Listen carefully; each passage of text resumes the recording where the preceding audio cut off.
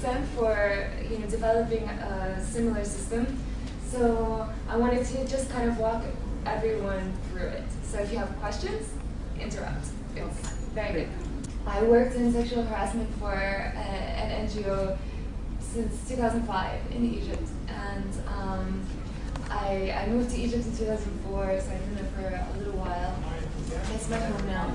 And my friends and I just decided to start this because nothing else was being done that was really changing things in our day-to-day lives. So there was a lot of work being done on the advocacy level, but it wasn't changing anything for us when we walk out of the door. So that's the background behind it. The technology functions on two pieces of freeware, Ushikiri, which everyone knows about these days, I think, and Frontline SMS. And so what you see is kind of the results of this. The first step is a reporting system. There's this really annoying where people can report sexual harassment by SMS on the web form, and Twitter, Facebook, email, however they want. Each report receives a response with a referral to services that already exist and are offered for free by NGOs, by women's NGOs, but no one knows about the services, so we've tried to promote them. And then all the reports are mapped on our homepage, on a map of Egypt, and you can zoom in. I wish the table was maybe I'll sit over here. I want to show you the platform. So you can zoom in to Cairo or different neighborhoods and see the reports that are existing there. And then we use the website and the map for, well, for one thing, awareness, because we still have a problem with people taking us seriously. And when they see the map, they don't have to read anything. They don't have to decipher statistics, and also it's kind of personal.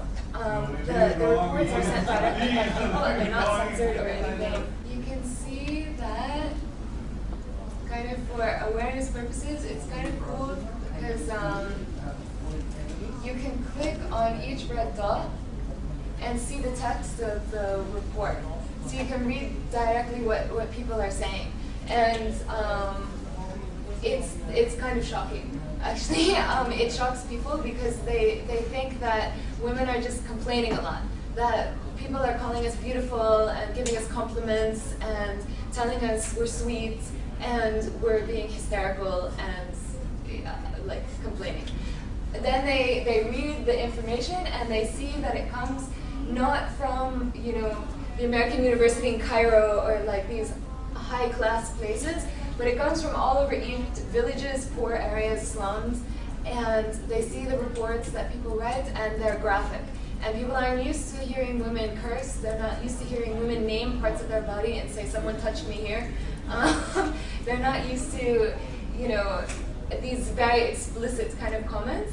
And so when they see this, and they see that it's coming from a very conservative area, for example, they really start to take the issue seriously. So this is one aspect.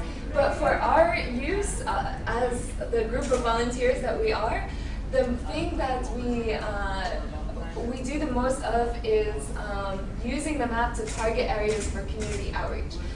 So we don't want it to just be a website with red dots all over it.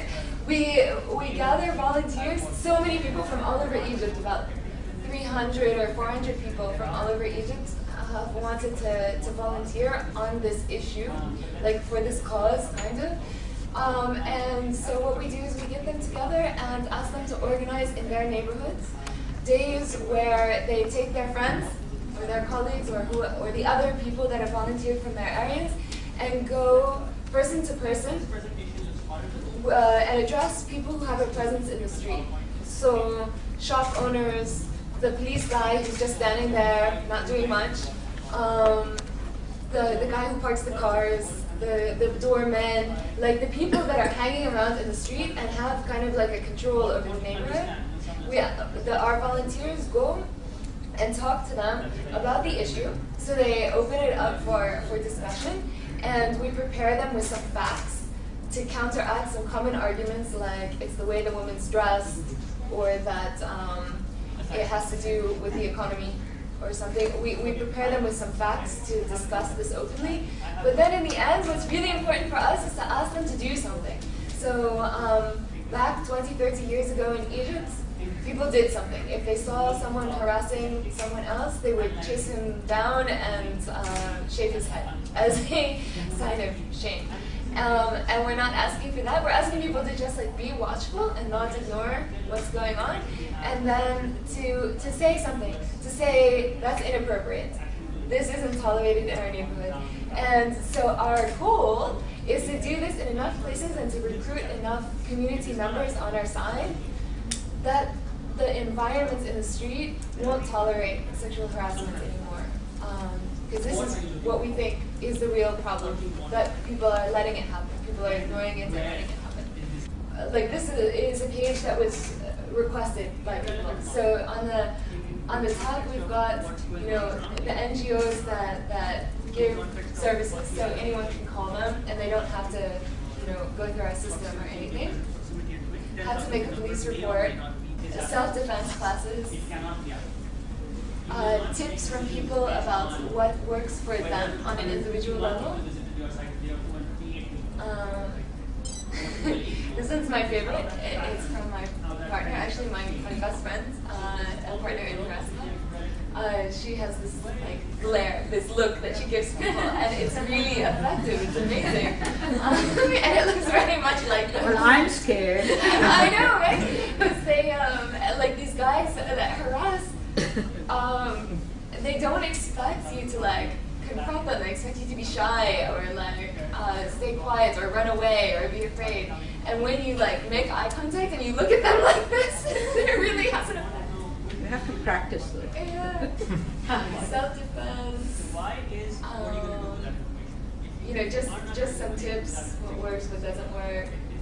Take back the tech. Yay! My first question. Yeah, so we try and do that. We're also recording self-defense videos for girls who can't come to class. So there's a bunch of random things like that we try and incorporate. And we're also trying to respond to the extra kind of requests that we've gotten since we started, which, so I don't forget anything, includes in the community outreach, about 600 schools have requested community outreach to be done in the schools via NGOs that are working in the schools. Mass transportation, a lot of women have requested that we do outreach to taxi drivers, to bus drivers, microbus drivers, and ask them to create safe vehicles. So we're working with our pro bono lawyers now to try and like make a system where we copy their ID cards and make them sign a contract so that we can hold them legally responsible if they violate their agreement to be a safe area. There are these community neighborhood safety groups that popped up after the revolution, or during the revolution, actually, when the police disappeared. They're called the Chiao, and a lot of them are still existing and have requested to start doing sexual harassment outreach. And a lot of people from outside Cairo, maybe 15 governorates outside Cairo in rural areas. Globalization, like yourselves. A lot of countries have requested HarassMap in their country, so we're trying to help with that. We're not being very good at it yet, so we're trying. And we need to get better at like our social media outreach. As you can tell, we're not the most skilled with WordPress and knowing how to do all of this stuff. We're still learning. We're trying to make a mobile app, a smartphone app. We're starting a research unit also by request to try and figure out like what factors are influencing people's reporting habits. So why people are reporting by the web more often than they report by SMS. for example. Yeah, and for the globalization, we're trying to package the technology so it's easily downloadable and make a best practices guide so that we can try and give some kind of like moral support as well as just the technology. So that's it. So that's like an overview, and I just wanted to give you that and then open it up for conversation because we can learn a lot from you. And if you have any questions, sexual harassment is only for women who are wearing mini skirts in the streets. Yes. So we interview old women, we interview men who harass, men who like protect people from harassing, women who are dressed all sorts of ways from all sorts of classes and backgrounds and stuff, and edit it together with statistics. So like the misconceptions, the people talking, and the statistics together. It's not quite done. We have the filming done and the initial editing, but all the statistics aren't put in yet. I missed the first few minutes. Did you said in your earlier talks, panel discussion, that the perpetrators' names are publicized? Some people do that. We don't edit the reports. I'll show you the reports. Can you show a couple of reports? Sure. There's actually a lot of English ones today. So this is the admin site. And it shows, like this is when we log in, yeah, the raw reports, so before they're approved. How do you find out? Oh yeah, the number is something 400 something. So this is one. You can also see it actually on the main page. I don't need to even do that. On the main page, the reports are listed as well. For others, everybody to see. Yeah, for everybody to see. If you scroll down, you see it's we don't censor, so it can be a little. So if you click on them, you can see the full text of the report. We ask people to tell us what happened where. Can guys report their harassment? Yes. Anyone can 50% of report men. harassment. Our criteria are that it be sexual. Like we don't deal with harassment for other reasons. Yeah, this one didn't mention the name, but some of them do. So there were two men that reported harassment. And we have about 50% men in our volunteers, so maybe 150 or 200 men. And some of them have told us anecdotally that they also experienced harassment. So it happens. And we want to change our language actually, because now you see our site's pink. And we talk about like the girls making reports or the women making reports. We're trying to change that.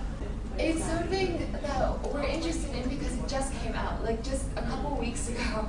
It was the first time it clicked in our heads that men being harassed is actually an issue, yeah. So it's something I'm talking a lot about now just because it's new. But yeah, a lot of doctor incidences, schools, family, taxis. Like prosecution, like on the legal front, like what kind of thing do you guys do there? Because I would think convictions and people going to prison would be a great issue. Yeah, there was only one successful court case against sexual harassment in 2008. We don't have a legal structure that really allows prosecution. It's there. We have laws that apply to sexual harassment, but they're not direct, so no one thinks of them. And the police don't really enforce it that much. And anyway, the way the law is structured, in order to make a police report, you have to catch the guy and get his ID card and take him physically to the police station, which I'm sure. Yeah, you guys probably have the same experience. It's impossible. So the only reason this one girl, she's a friend of mine, and the only way she was able to make the police report was she physically hung on to the guy for like 2 hours until her dad arrived to bring him physically to the police station. So that's the one case. And she won, and that's fantastic. And after the case, there were 900 arrests in the street, but it comes in bursts. It's not really normal. What is the source of finance for this project? Are you running some ads or something? All free, Yeah. volunteer. Yeah, I bought the computer. My friend Inji bought the USB and pays for all of the outgoing SMSs to people, giving them the referral to services. These cards Inji printed. I printed the Why don't you stickers. approach any organization in Egypt so that they can finance the project? We didn't want to wait. The bureaucracy is really difficult. To register, to get money, you have to be a registered NGO. And if you register as an NGO, it can take years, but also you're under the control of the government. And you have to take permission for everything you do, and they can tell you at the last minute, no way. So you end up spending money on like a workshop or something, and then they cancel it, and you've just wasted a whole bunch of money and can't report to your donor. We don't have a staff. We don't have an office. So we don't have the infrastructure to deal with the bureaucracy, for the permissions and everything. And we didn't want to wait for it. So we just decided, whatever, we'll handle it. It's free software, and so we get a lot of support pro bono. Okay, so do you keep a check on the fake reports? Like some people just put something just for fun. Yeah, I can show you some of them, but they're not very nice. We don't have a lot, but they're there. A lot of them say things like, a man grabbed me today in the street and I really liked it, so I don't know what to do, please help me. It's ridiculous. So fake reports like aren't that much of a problem. We just like get them, we read them, and we ignore them. We approve the ones that are real. It's all moderated? Sorry? Everything is moderated? Before it goes Yeah, live? in this admin section, we read every report, because not only do we get fake reports sometimes, but we also get problems with the mapping, because our addresses are not very easy. Like, we don't know the street address most of the time, so we can't enter like, number 5, streets, whatever. We say next to the Kentucky Fried Chicken, in this neighborhood, 2 doors down. So it's difficult. Plus we have English, Arabic, and like this half-half language, where we use like a combination of English script and numbers, but it's in Arabic. So We have to check on all of this stuff and read it and make sure it's correct. If I understand the context very well, in context of women in Pakistan, if they are bold enough to report an harassment, why wouldn't they go for a local police station or any authority in local? And But this is anonymous, right? Is this anonymous? Yeah. Yeah, this is anonymous. It doesn't require Sometimes awareness. people put their information, but we don't publish it. so what's the reason of publishing on HarassMap? Are you going to take any action against? Yeah, I mean, not on an individual level because we lack the legal infrastructure. So there are other organizations dealing with the legal infrastructure. We're not. What we're trying to do is to move along like the social response. So our goal is not to change the law, although that would be lovely, but our goal is to change the social acceptability of harassment. So what we see as the problem is that when there are, in normal life in the street or in the workplace or the home or anywhere, like the problem that we see is that everyone lets it happen. People ignore and they blame the victim and they just like let it go on. Oh, thank you. We try to deal with society, and what we've found working on this issue over the last couple of years is that when society is involved and doing this, the law follows, the government follows. The government never really leads. My name is Umar, and We are working on a social disaster relief system. I told you earlier, it is a platform written from scratch. I just want to ask you, you're using Ushanti. What is the limitation by, do you have any limitation you feel like some features that Ushanti must have that would have improved the working of your website? Yeah, there are some weaknesses in Ushahidi. For example, the language and the address problem. Like, it's not automatic for us. If we were in the States, all the reports would be mapped automatically, and we wouldn't have to have an admin page and read every single one and make sure it matches the location of the map. Because Ushahidi is better with the geotagging, and their language works better.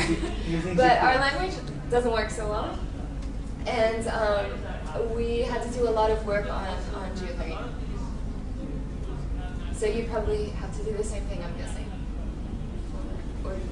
How are you promoting this project? Because I just saw on Facebook that it has only 30-minute fans. So how are you promoting this project? Yeah, actually that's more than I thought we had. Something around 12:20 and 12. Okay. Yeah, we do the best we can. We have no money, you know. Yeah, word of mouth. Like, one thing we tried to do is we printed these cards because we know our phone number is really hard to remember.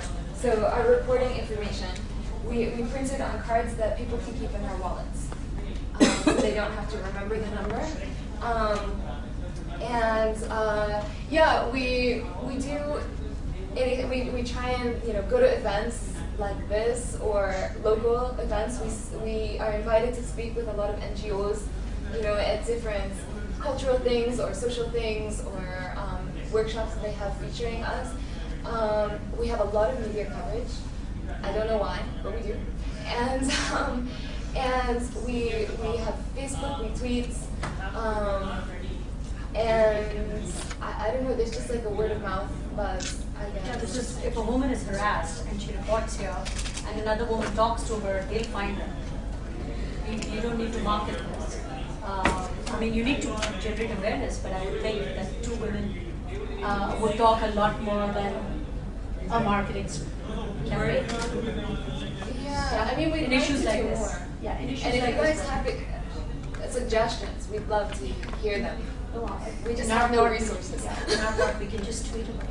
Yeah. I was wondering what the attack on CBS correspondent Laura Logan, yeah. did that have any impact on the debate in Egypt, or what did you do? Yeah, it was really depressing. Like, during the revolution, harassment almost disappeared in the first couple days.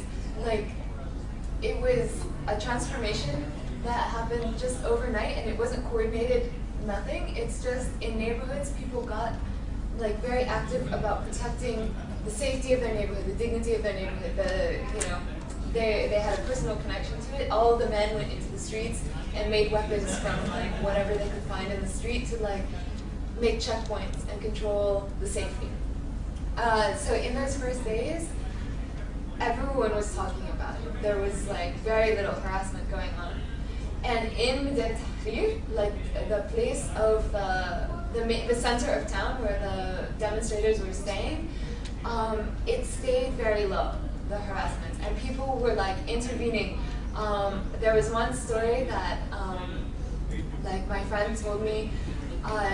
There was a couple. I think they were just friends, but there was a man and a woman, and one was really tired, and so rested his head on her shoulder or something. And someone came up, actually a Muslim Brotherhood kind of guy. It came up and was like, "I'm really, really sorry. Is he bothering you?" And she was like, "No." I was like, "Oh, okay, that's good," and walked away. But this kind of thing never used to happen. So there was a really good feeling during the revolution, and then the Laura Logan incident happened, and it broke everyone's heart. It was the first really kind of embarrassing, horrible, disgusting thing to happen after the revolution that wasn't being perpetrated by the government. So everyone was really sad, and tons of Facebook groups came up. We got lots of volunteers. People got really active. And after the revolution in general, people are more socially active. They're cleaning up the trash. There's environmental groups, there's different social groups, there's a bunch of sexual harassment groups. We're trying to kind of coordinate stuff so that, you know, we're more effective and it gets sustained. But yeah, it was really sad. People were really upset. I may be going on a slightly different tangent, but obviously, I mean, the level of sexual harassment against women in Egypt is obviously connected to how women are perceived to a large extent. And then it's obviously predominantly patriarchal society. But there was all this news about how women were part of the revolution, and then afterwards they were kind of sidelined in terms of the reconstruction and the country and so on and so forth. But then you've also said that social activism has risen. So has that improved the situation for women? Has they been completely sidelined, or are they now are they participating, or are they being involved in this process? That's a very good question. Yeah, this is, I think, this is the question that our future hinges on. You're exactly right. Women were there in the revolution and taking part, and they're still taking part in the demonstrations. But in the reconstruction or the rebuilding process, they've been largely kept out of the political process, and even women's NGOs are saying it's not time to discuss women's issues, and this makes me so upset. Because this is the opportunity. I mean, there was a time, this is it. But people are saying, no, we have to talk about other issues, and women's issues, not right now. And yeah, the women's NGOs are not being organized, they're not being strong, and even agreeing. This is a shame. On an individual level, women are still involved. They're going to demonstrations, they're taking part in political parties. Unfortunately, not in leadership positions so much, for the same reasons as always. I don't know. People are active, but yeah, women are kind of not having decision making. Right.